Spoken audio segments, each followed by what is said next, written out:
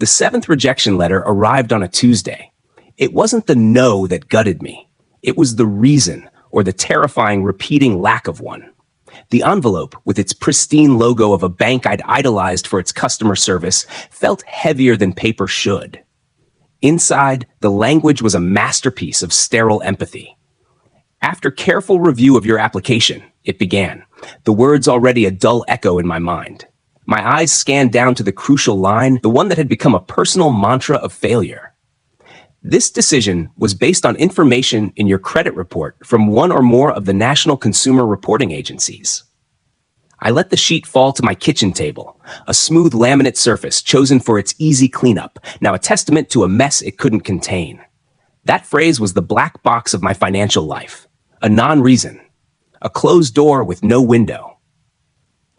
My name is James, and by every standard metric, I was not a risk. I was a 34-year-old project manager with a stable mid-six-figure income at a reputable tech firm. I had diligently nursed my FICO score to a respectable 752. I carried 2 credit cards, both with balances under 30% utilization, paid in full every month for the last 4 years. I had a perfect 12-year history of on-time student loan payments, now satisfied. I was the spreadsheet of responsibility, the algorithm of predictability. Or so I believed. My goal was modest, achingly so, a starter home. Not a mansion, but a 3-bedroom craftsman in a neighborhood where the trees were older than the pavements. A place for my daughter to paint her walls a color she chose, for my wife to plant a garden without asking a landlord.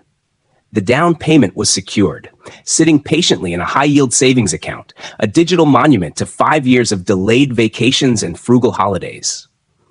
It was enough for 15%. I had done the math, run the calculators, and the green lights all flashed, proceed. The first rejection from a large online lender was a mild annoyance, a speed bump. Their algorithm was notoriously conservative, I told myself. The second, from my own primary bank where I had been a customer for a decade, was a cold shock, a betrayal. The personal banker I spoke to could only shrug, his system offering the same cryptic code, adverse credit history. My history was not adverse. It was blandly positive. This was the moment the first thread of doubt, thin and insidious, began to weave through my confidence. Thus began what I now call the season of applications. It became a second job, a desperate and secretive research project. I became a scholar of fine print. I would spend evenings tailoring cover letters for loans, framing my financial life as a narrative of growth and stability. I diversified my targets. Big national banks, local credit unions praised for their personal touch, even a few reputable peer-to-peer lending platforms. Each application was a leap of faith, a meticulous ritual where I presented my digital self for judgment. The third, fourth, and fifth rejections arrived in a cruel cluster over 1 week. The physical letters, with their varied letterheads, began to form a small, tragic pile on the corner of my desk. The uniformity of their language was chilling. Information in your credit report, based on data from a credit reporting agency. It was an echo chamber of non-specificity. I initiated the ritual of the recon call. I would wait on hold, rehearse my points, and then plead my case to a faceless underwriter or a customer service agent reading from a script. The conversations were variations on a theme of helplessness. The system flagged it, sir. I see a good score, but the overall profile. There's nothing I can override. Paranoia set in. I became convinced of a catastrophic error, a case of mistaken identity, a fraudulent account dragging me down. I paid for subscriptions to all 3 major bureaus. I combed through every line. Equifax, Experian, TransUnion. I knew my reports better than my own resume. There were no collections, no late payments, no judgments. A single hard inquiry from each attempted application, a neat little timeline of my humiliation, but nothing damning. The reports were clean. They were, in their blue and white digital clarity, boring. And their very blandness made the rejections feel like a profound personal indictment, a verdict on some fundamental flaw the world could see, but I could not. By the 6th rejection, the dynamic in my home shifted. My wife's supportive smiles grew strained, her questions about maybe just renting a bigger place tinged with a fear she tried to hide.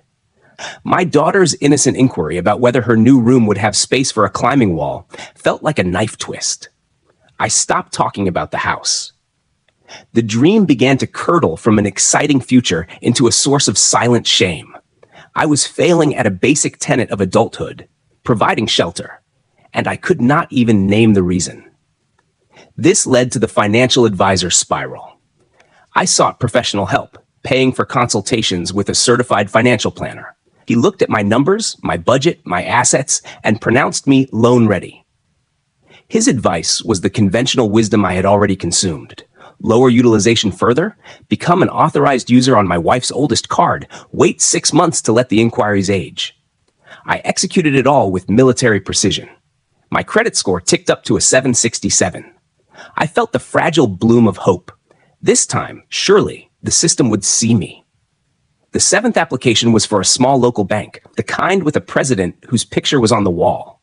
It felt human. The rejection letter on that Tuesday was the final brick in a wall I had spent 18 months building around myself. The despair was no longer hot and frantic. It was cold, heavy, and absolute. I was trapped in a loop of nowhere. Input, responsible behavior. Output, rejection. The formula was broken, and I was the broken variable. The pivotal moment came not from a document, but from a human voice, crackling with static on a poor cell connection. In a final act of exhausted defiance, I had called the underwriters department of the last bank directly, bypassing all frontline agents. After being transferred twice, I landed with a junior analyst named Mark. He sounded young, tired, and perhaps a fraction less rehearsed. I didn't plead this time. My voice was flat, drained of all emotion. I simply stated the facts. The score, the history, the 7 rejections, the immaculate reports. What is the actual reason, I asked. Not the code, the truth. There was a long pause. I could hear the clack of a keyboard in the background. He lowered his voice. Look, Mr. Carter, he said, the formality dropping. Off the record, your score is fine. Your history is fine. On paper, you're fine. But the system, it models patterns, risk profiles. Your file, when you look at the long-term data, it shows a rhythm. It doesn't look like someone who is steadily, predictably seeking growth. It looks, he searched for the word, volatile, like you're fundamentally reactive. The algorithms are trained to see a certain story, and your story doesn't make coherent human sense. It makes system sense, and whatever pattern it's seeing, the system is scared of it. The call ended. He hadn't told me anything concrete, yet he had told me everything. The problem wasn't a what, it was a how. It wasn't in the data points, but in the spaces between them. It was the story they told when read in sequence. That night, I didn't look at my credit score. I opened the full archival report, the one that scrolls back for decades. I ignored the 3-digit number at the top. Instead, I printed out the history, every account and inquiry, and laid the pages across my kitchen table. I got a ruler and a red pen. I started drawing lines, connecting dates, visualizing the flow of my financial life, not as a status, but as a narrative. And for the first time, I began to see not the responsible man I believed myself to be, but the outline of a ghost, a pattern, faint and recurring, etched into the ledger of my life. The loop of nowhere had a shape, and I was finally, terrifyingly ready to trace it. The junior underwriter's cryptic warning, your story doesn't make coherent human sense, hung in the air of my study like a challenge. It forced a fundamental shift in perspective. I had been auditing my credit report as an accountant would, checking for errors in arithmetic. But what if it was not a spreadsheet to be balanced, but a manuscript to be interpreted? What if the adverse information was not a single glaring error, but a recurring motif, a tragic flaw woven into the narrative structure of my financial life? This realization led me to a concept I now call the financial doppelganger. It is not a credit score. It is not a debt-to-income ratio. It is the shadow self your financial behaviors create within the vast pattern-recognizing machinery of modern credit assessment. It is the psychological profile inferred from your data trail, a profile that can, unbeknownst to you, become more real to an algorithm than your stated income or your spotless payment history. My doppelganger, I would discover, was a creature of panic, and I had been feeding it since childhood. The investigation began with forensic tedium. I requested archival reports that stretched back to my student credit card at 18. I created a timeline, not of balances, but of behaviors. On the y-axis, I plotted financial events, new accounts, credit inquiries, balance shifts. On the x-axis, I plotted time. I used different colored pens for different types of events. Blue for hard inquiries, red for new account openings, green for periods of high utilization. For weeks, my study looked like the workspace of a detective on a cold case, papered with charts and annotated printouts. Slowly, irrefutably, a pattern emerged from the noise. It was not random. It was a cycle, as regular and as damning as a heartbeat on a monitor. The cycle always began with a period of impeccable, almost obsessive financial discipline. For 12 to 18 months, I would be a model citizen. Credit card balances would hover near zero. No new inquiries would appear. My report would project stability, a straight line of predictable behavior. This was the golden period, the data set I would proudly present with each loan application. Then, inevitably, came the fracture. It was always triggered by a significant life event or a perceived financial threat. The completion of my graduate degree, the year before my wedding, the birth of my daughter, the time a major client at work hinted at budget cuts. None of these events represented an actual financial crisis in the moment. I had savings. I had a plan. But each one triggered within me a profound, subterranean anxiety about security and provision. My data timeline revealed what happened next, a frantic, concentrated burst of financial activity. Within a 30 to 45-day window following the triggering event, I would apply for 3, sometimes 4 new lines of credit, a new cashback card to optimize spending, a personal line of credit for future projects, a store card to finance a large purchase I could have paid for in cash. The inquiries would cluster together like shrapnel on the report. This burst would be followed by an immediate, sharp retreat. I would open the new accounts, use them sparingly, and then as the anxiety subsided, enter a state of financial hibernation. The new cards would go in a drawer. The personal line of credit remained untouched. For another 12 to 18 months, I would return to my model behavior, paying down the minor balances, letting the dust settle. Then another trigger, another fracture, another burst. To the human eye, to my eye, for years, these were isolated incidents, logical responses to life changes. To a banking algorithm trained on millions of data points to predict future risk, this was a catastrophic pattern. It was the behavioral signature of someone fundamentally unstable under pressure. The system does not see planning for a wedding. It sees periods of calm punctuated by unpredictable, high-velocity seeking of new credit at moments of perceived stress. In risk modeling parlance, this pattern correlates highly with individuals who, when a true crisis hits, will max out all available lines simultaneously and default. My doppelganger was not a responsible professional. It was a liability waiting for a breaking point. The intellectual understanding was chilling, but it was still abstract. The true shock, the visceral collapse of my self-perception, came when I traced the pattern to its origin. It wasn't in a spreadsheet. It was in a memory. I was 9 years old. It was not the eviction notice on the door that was seared into my mind. It was the scene at our kitchen table the night before. The overhead light was a stark, yellow cone. My father, a man who carried quiet dignity like a shield, was slumped in a chair, not in defeat, but in a focused, desperate frenzy. The table was littered with brochures and application forms from every finance company, every easy credit outfit advertised on late-night television. His pen scratched furiously. He was not crying. He was calculating, a general deploying doomed troops. My mother stood by the sink, her back to us, her shoulders perfectly still. The air was thick with a silent, choking shame. The unspoken lesson imprinted on my 9-year-old psyche was not about poverty, but about protocol. When the wolf is at the door, the correct, the masculine, the responsible response is to scramble for every possible lifeline of credit.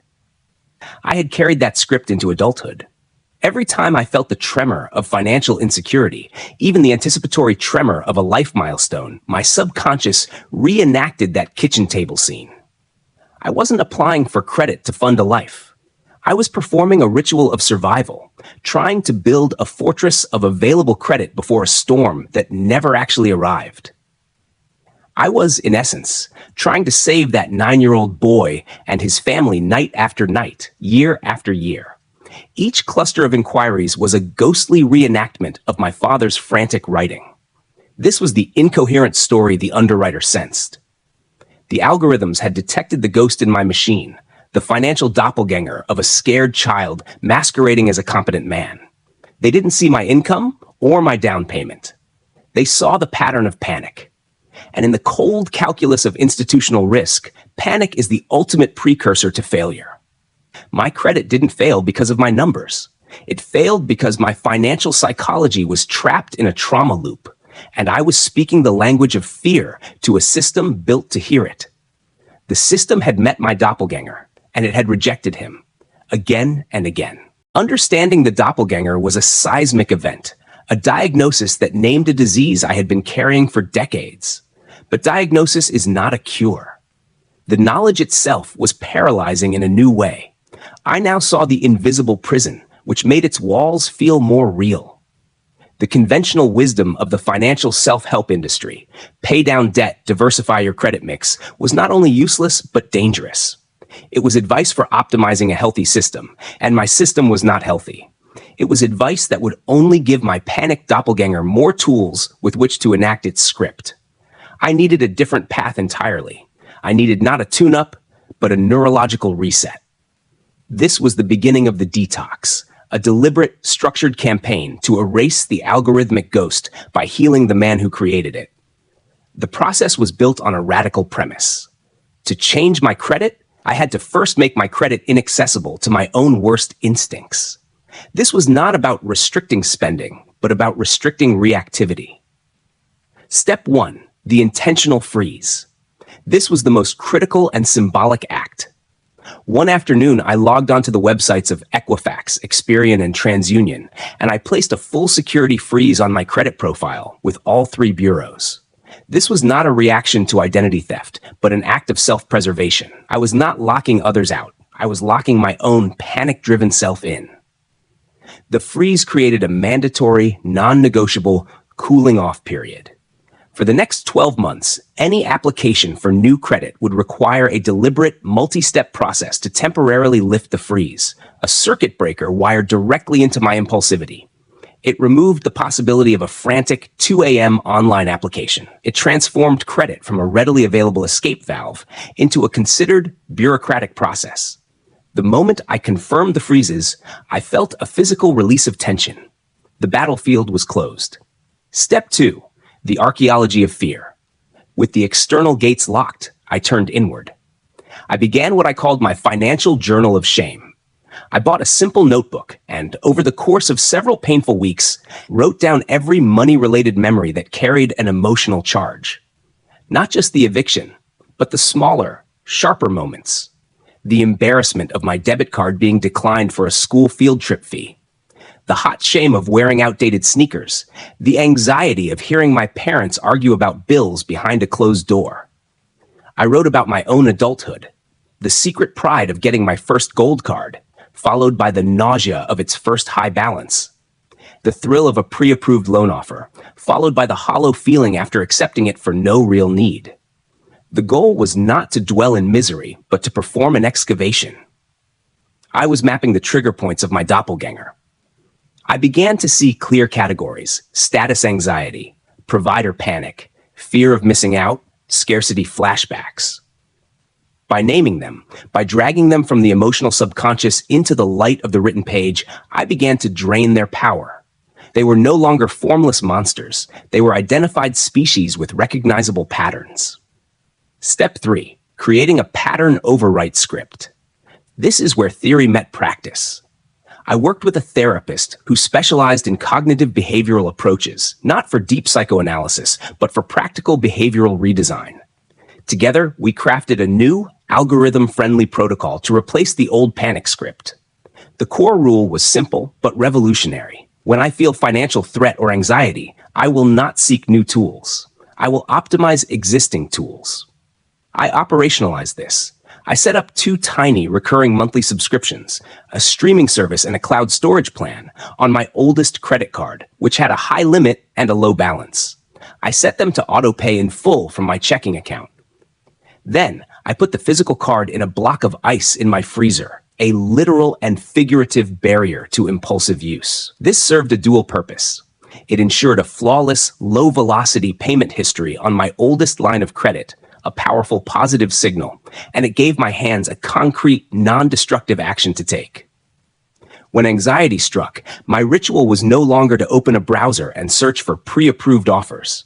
It was to open my budgeting app and see the green paid in full status on that old card, reinforcing the new narrative. I am a steward, not a scavenger. I also created a financial anxiety decision tree. It was a flowchart on my phone.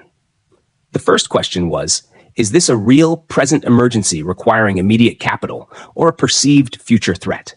If it was perceived, the next step was, review the Archaeology of Fear journal to identify which trigger is being activated. Then, execute the Optimize Existing Tools protocol. This often meant simply transferring a small symbolic amount from checking to savings or paying an extra $50 on a utility bill.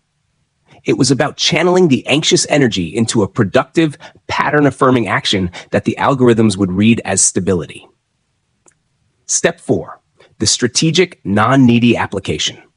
The true test of the detox was not abstinence, but controlled reintroduction. After 14 months of flawless, psychologically calm financial management, a period with zero inquiries, perfect payments, and steadily decreasing utilization, I needed a new laptop for freelance work. I had the cash to pay for it.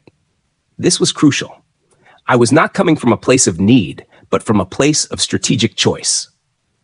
I performed a single temporary thaw on my credit freeze with one bureau. I researched for one card that offered extended warranty protection on electronics.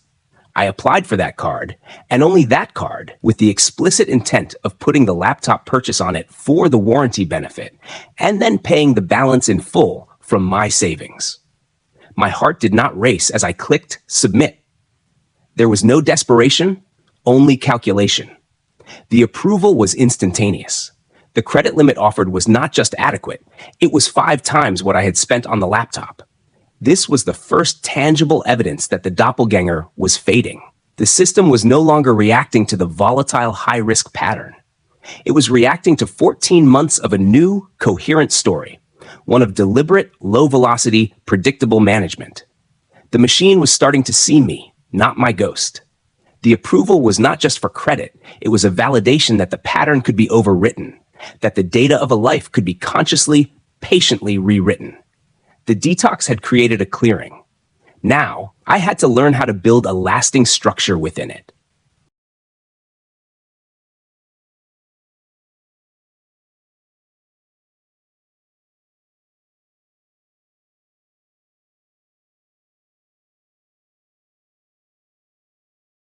The instantaneous approval for the laptop card was a signal flare in the fog.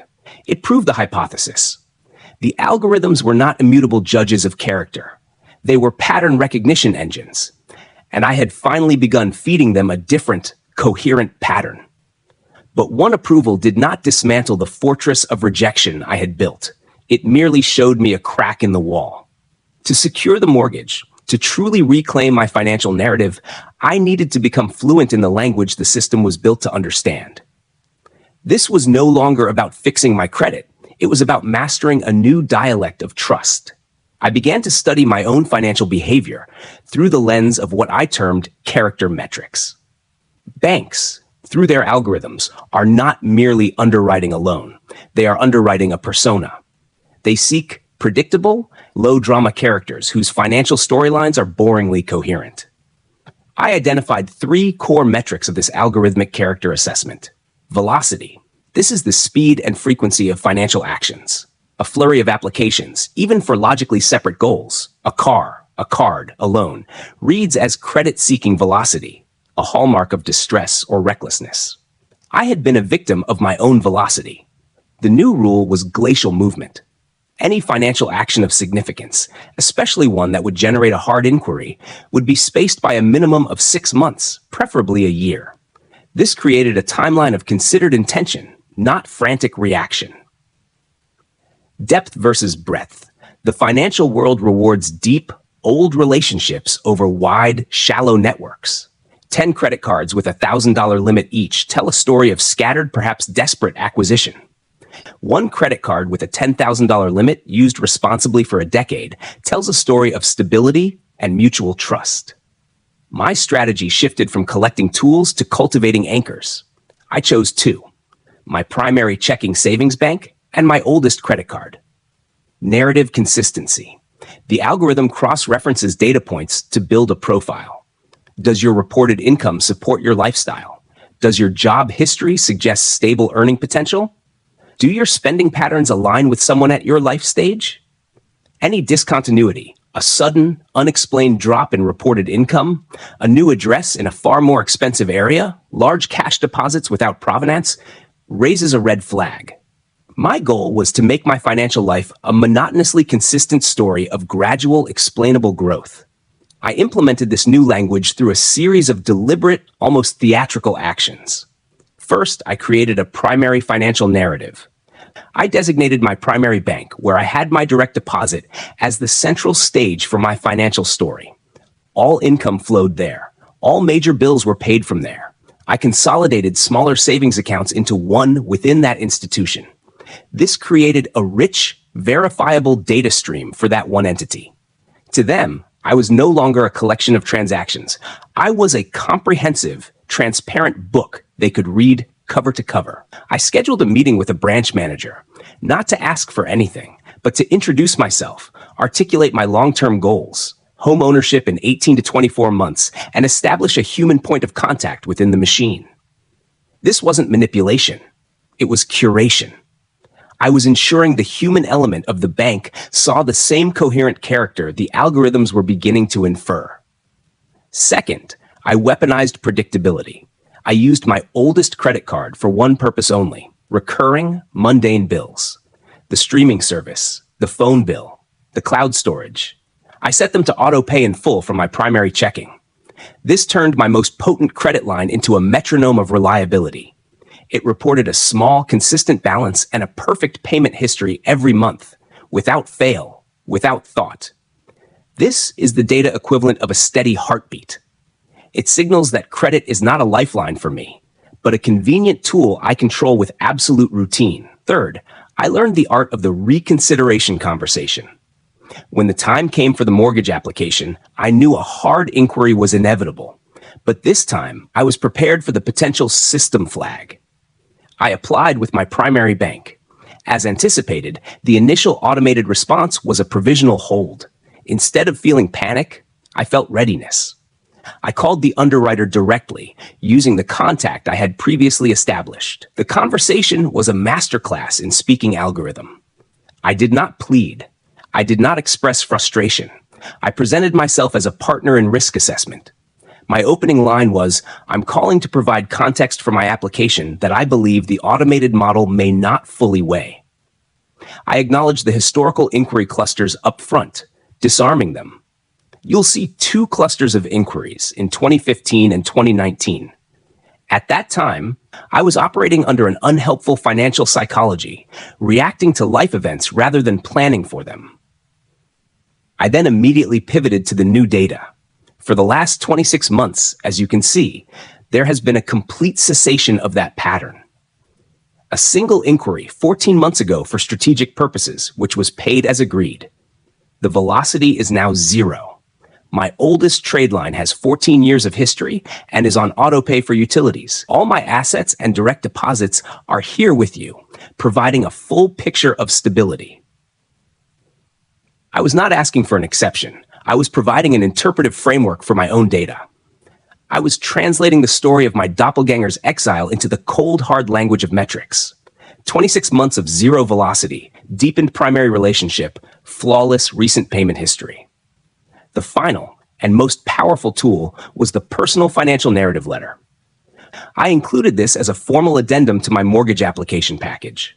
It was a one-page professional document. It stated facts, not feelings. It had 3 sections: acknowledgement of past pattern, a single sentence recognizing the historical inquiry clusters as suboptimal financial behavior. The correction, a bullet point list of concrete, verifiable actions taken. The voluntary credit freeze duration, the consolidation of accounts, the 26-month period of no new credit-seeking behavior, the strategic use of existing credit. The present profile, a concise summary of my stable employment asset position and the coherent financial ecosystem I had built with their own institution. This letter did not beg, it directed. It told the underwriter, human and algorithmic, exactly how to interpret the file. It connected the dots into a picture of rehabilitation and mature management. The approval came through not in weeks, but in days. The loan officer told me, your file was unusually clear. That word, clear, was the ultimate vindication. The static of my panic had been filtered out. The narrative was now coherent. I had learned to speak a language the system could not only understand but trust. I had not fought the machine. I had learned its grammar, and in doing so, I had finally been able to tell it a true story, the story of who I had become, rather than the ghost of who I had been. I am writing this from the room that was once just a sketch on a notepad, now my home office. The morning light cuts across a desk made of reclaimed wood, solid and grounded. The only sound is the hum of the laptop that was purchased with a line of credit I didn't need, a strategic proof of concept. On the wall hangs a single frame document, not the mortgage deed, but the first page of my financial journal of shame. It is not a trophy of victory, but a compass. A reminder of the territory from which this view was earned. The house is quiet. My family is out. In this stillness, the totality of the journey settles upon me not as a triumph, but as a profound reclamation. We speak of credit comebacks as numerical ascents, a 600 score becoming a 750, but that is a superficial measurement. My score in the end had only moved marginally. The real journey was not vertical, but horizontal, a voyage inward across the uncharted geography of my own financial psychology. The ultimate lesson, forged in the silence between rejection letters, is this: my credit did not fail because I was bad with money. It failed because my relationship with money was authored by a frightened child, and that child's story was the only one the algorithms could hear. For years, I believed my credit report was a judgment of my worth. I now understand it as something far more complex and far more forgiving. It is a mirror of my financial behavior, and behavior is rooted in psychology. That mirror had been clouded by the ghost of my father's frantic pen, by the shame of an eviction notice, by 1,000 silent anxieties. I was not cleaning a report, I was cleaning a mirror. And as the reflection cleared, it began to show not the ghost, but the man who had finally chosen to stop haunting himself. This is the core of the comeback. It is not a financial hack. It is a process of profound, often uncomfortable self-repair that incidentally, inevitably, repairs your credit. The side effect of this internal work is external trust. When you heal the wound that whispers scarcity, you stop enacting the rituals of lack. When you silence the internal alarm that screams threat, your external financial velocity slows to a walk. The algorithms are exquisitely sensitive to this shift. They are designed to detect the scent of fear in the data. When that scent dissipates, what remains is the odorless, boring profile of stability. They are not built to reward courage, but they are wired to reward calm. This path is not fast. It is not about 3 easy tricks to unlock your credit. It is a deliberate, patient practice of pattern overwriting. It required me to sit with the discomfort of my own history, to freeze the very tool I had been taught to seek, and to rebuild not from a place of ambition, but from a place of intentionality. The financial peace I feel today is not the absence of bills, but the absence of the silent, panicked soundtrack that had accompanied every financial decision of my adult life. If my story resonates with you, if you feel trapped in a loop of inexplicable no's, if you have done everything right only to be met with the same sterile rejection, if you suspect there is an invisible wall between you and the life you are working to build, please understand this. You are not alone. And more critically, you are not crazy. The system is speaking a language you haven't been taught. It is a language of patterns, of inferred psychology, of behavioral probabilities. You may have been trying to converse with it using the dictionary of credit scores, while it has been listening for the grammar of your financial narrative. This is why we created Credit Comeback Stories. This channel was born from the realization that the true stories of financial resurrection are never just about debt consolidation or negotiation letters. They are human stories. They are about the widow who discovered her late husband's hidden accounts were creating a phantom identity that creditors pursued. They are about the entrepreneur whose business success was rendered invisible to personal loan algorithms because of an archaic corporate structure. They are about the woman who, like me, found that a single childhood memory of foreclosure had her unconsciously sabotaging every mortgage application for 20 years. We excavate these realities. We decode the psychology behind the numbers. We interview the data forensic experts, the behavioral economists, and, most importantly, the people who have fought their way back from financial ghosts far more daunting than mine. We provide not just templates, but frameworks for understanding. Your comeback begins with a single, different question. Stop asking, "How do I raise my score?" Start asking the question that changed everything for me. What story is my financial behavior telling? Look at your credit report not as a report card, but as a biography. What is its plot? Is it a thriller of constant crisis and narrow escapes? A mystery of unexplained inquiries? A tragedy of repeated self-inflicted wounds? You have the power to pick up the pen and change the genre. You can write a story of deliberate, quiet mastery.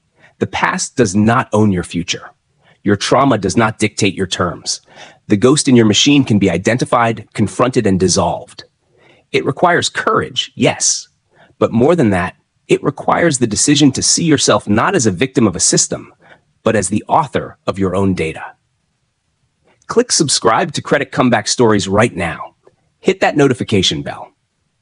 Because our next episode is not about interest rates. It is about a woman who discovered a secret, closed account from 1998, an account she never opened, that was acting like a financial zombie, silently feeding on her credit vitality for decades. She fought the three major bureaus with a strategy so precise, it forced them to exhume and permanently delete a piece of her past they insisted did not exist. You will not hear that story anywhere else. Your data is a narrative. Let's start writing a better one. Come back with us. Your comeback story starts now.